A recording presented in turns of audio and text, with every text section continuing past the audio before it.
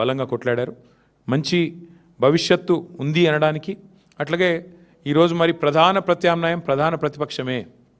ఈ రాష్ట్రంలో కాంగ్రెస్తో పోరాడగలిగిన శక్తి, కాంగ్రెస్ను గద్దెదించే శక్తి, బీజేపీని నిరోధించే శక్తి ఖచ్చితంగా బీఆర్ఎస్కు మాత్రమే ఉంది అని మొన్న పల్లెల్లో జరిగిన ఎన్నికలు, ఇవాళ పట్టణంలో జరిగిన ఎన్నికలు తేల్చి చెప్పాయి. పల్లెల్లో 4000 పైచిలకు సర్పంచులు గెలిపించారు ప్రజలు. మరి అట్లాగే పట్టణంలో కూడా ఇది చూస్తే దాదాపు 730-740 వార్డులు గెలిచి అక్కడ ఇక్కడ 2 చోట్ల కూడా ప్రధాన ప్రతిపక్షం కేవలం బీఆర్ఎస్ మాత్రమే, పోరాడే సత్తా ఉన్న పార్టీ బీఆర్ఎస్ మాత్రమే. 2 పార్టీలు, ఒకటి ఢిల్లీలో అధికారంలో ఉంది, ఇంకోటి రెండోది రాష్ట్రంలో అధికారంలో ఉంది. కానీ ఈ 2 పార్టీలు ఉన్నప్పటికీ, ఎన్ని రకాల కుయుక్తులు పనినప్పటికీ బీఆర్ఎస్ఏ, కేసీఆర్ గారి నాయకత్వమే ఈ రాష్ట్రానికి శ్రీరామ రక్ష అని చెప్పి మళ్ళీ ఒకసారి అటు పల్లెల్లో ఇటు పట్టణంలో ప్రజలు తేల్చినట్టయింది. మరి ఇదే ఉత్సాహంతో రేపు హైదరాబాద్ కార్పొరేషన్ కానీ, మిగతా కార్పొరేషన్ వరంగల్, ఖమ్మం కానీ, అట్లాగే జిల్లా పరిషత్ ఎన్నికలు పెడితే వాటిలో కానీ ఇదే ఉత్సాహంతో ముందుకు పోతాం. డెఫినెట్గా ఎక్కడెక్కడైతే ఈ దుర్మార్గాలు, అరాచకాలు జరిగినాయో వీటిని వదిలిపెట్టం. అవసరమైతే వాటి మీద న్యాయ పోరాటం చేయడం, వాటి మీద ఇంకా ఎట్లాంటి వ్యూహాలు అవలంబించాలో అవన్నీ కూడా పార్టీలో చర్చించి నిర్ణయం తీసుకుంటాం. కానీ మళ్ళొకసారి మా కార్యకర్తలకి, నాయకులకి, మాకు సపోర్ట్ చేసిన ప్రజలకి, మాకు ఓటేసిన ప్రజలకి చాలా స్వల్పమైన తేడాతో ఓడిపోయాం. కొన్ని చోట్ల 1 ఓటుతో, అర ఓటుతో ఇట్లా రకరకాలుగా జరిగినాయి. అక్కడ కూడా ఓడిపోయిన వాళ్ళు కూడా ఎవరు నిరాశ పడవద్దని, బేజారు కావద్దని చెప్పి కూడా వారికి కూడా విజ్ఞప్తి చేస్తూ మీకు కూడా మళ్ళొకసారి ధన్యవాదాలు.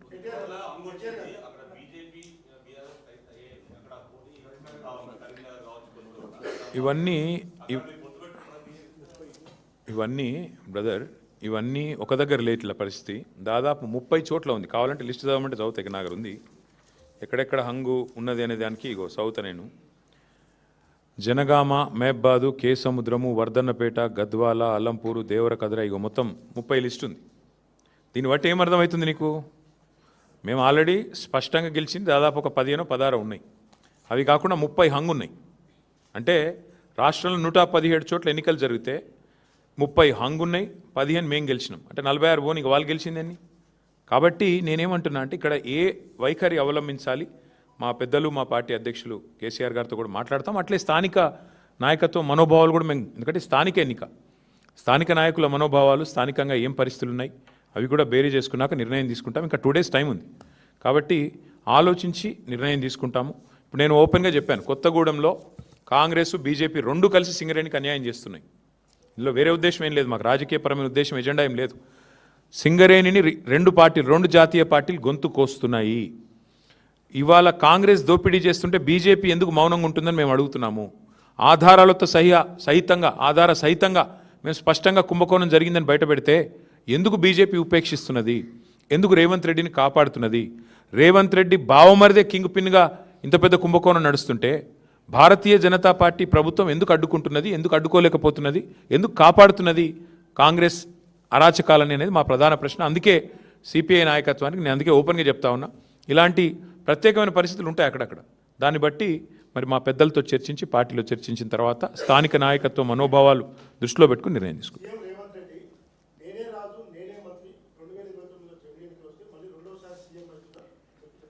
సరే అనేది చాలామంది అట్లా అనుకున్న వాళ్ళు ఇదివరకు చూడలేదా?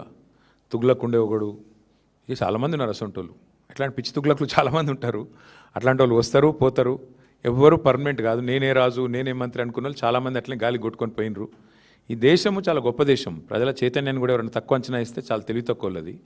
ఈ దేశంలో ఇందిరాగాంధీ గారు ఓడిపోయినారు, ఎన్టీ రామారావు గారు ఓడిపోయారు, కేసీఆర్ లాంటి తెలంగాణ తెచ్చిన నాయకుడు కూడా మన కామారెడ్డిలో దురదృష్టవశాత్తు ఓటమి పాలయ్యారు. సరే రేవంత్ రెడ్డి గారు అక్కడ 3rd వచ్చారు, అది వేరే విషయం అనుకో. కానీ పాయింట్ ఏంటంటే ఈ దేశంలో అట్లా రేవంత్ రెడ్డి లాగా విర్రవీగిన వాళ్ళు, నేనే రాజు, నేనే మంత్రి అన్న వాళ్ళు చాలామంది వచ్చారు, చాలామంది పోయారు.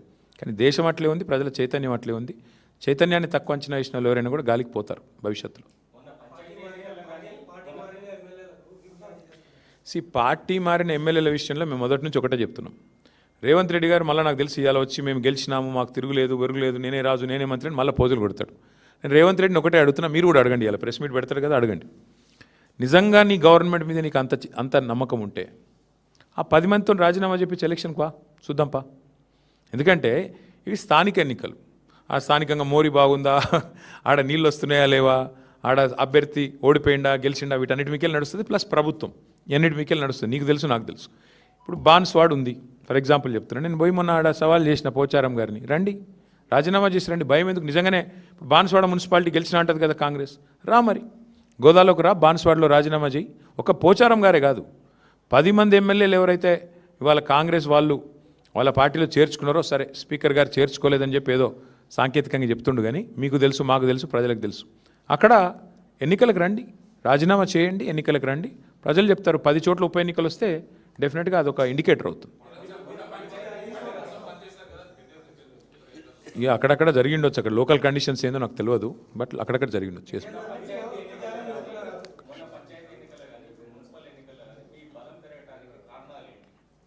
ఒకటి, ప్రధాన ప్రతిపక్షంగా మేము సఫలమయ్యామని భావిస్తూ ఉన్నాం. ప్రజల ఇష్యూస్ మేము ఎత్తుకున్నాం.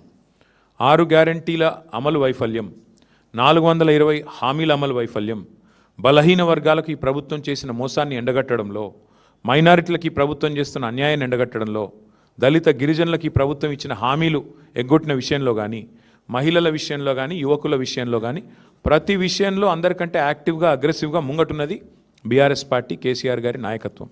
కాబట్టి సహజంగానే మా కోసం కొట్లాడుతున్న వాళ్ళు అనే భావన ఉన్నప్పుడు ప్రజలు కూడా మాకే మద్దతు ఇస్తారు.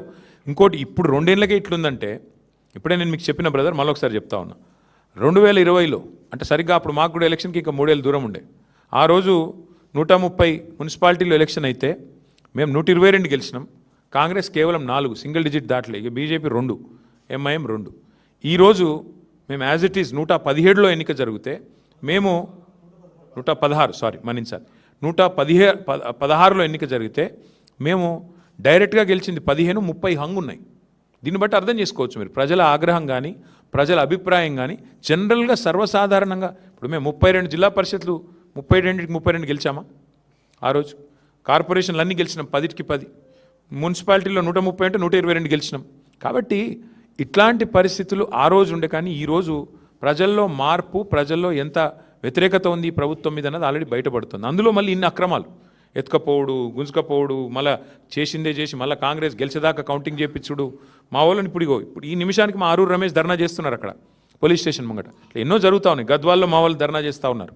కాబట్టి ఇన్ని జరిగినా కూడా ఇట్లా ఉంది పర్ఫార్మెన్స్ అంటే, దీన్ని బట్టి మనం మా శ్రీనివాస్ యాదవ్ గారు నిర్ణయం చెప్పిండు. అందుకే అధికార పార్టీ 80-90% గెలిస్తేనే గెలిచినట్టు, లేకపోతే అదేం గెలిపాయని నిర్ణయం చెప్పిండు. నేను కూడా మళ్ళీ అదే ఉటంకిస్తున్నా.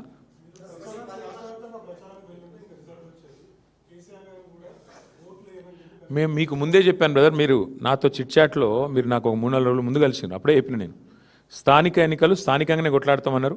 నేను ఒకటి జిల్లాకు 2 జిల్లాలకు పోయినా, వరంగల్ పోయినా, నిజామాబాద్ పోయినా తప్ప ఎక్కడ పోలేదు. మిగతా నాయకులు కూడా ఎవరి జిల్లాల వాళ్ళు ప్రచారం చేసినారు, ఎవరి క్షేత్రంలో వాళ్ళు.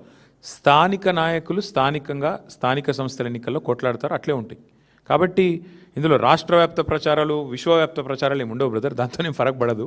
ఆ రోజు మరి అట్లంటే కేసీఆర్ గారు కానీ పార్టీల నాయకత్వం కానీ 140 చోట్ల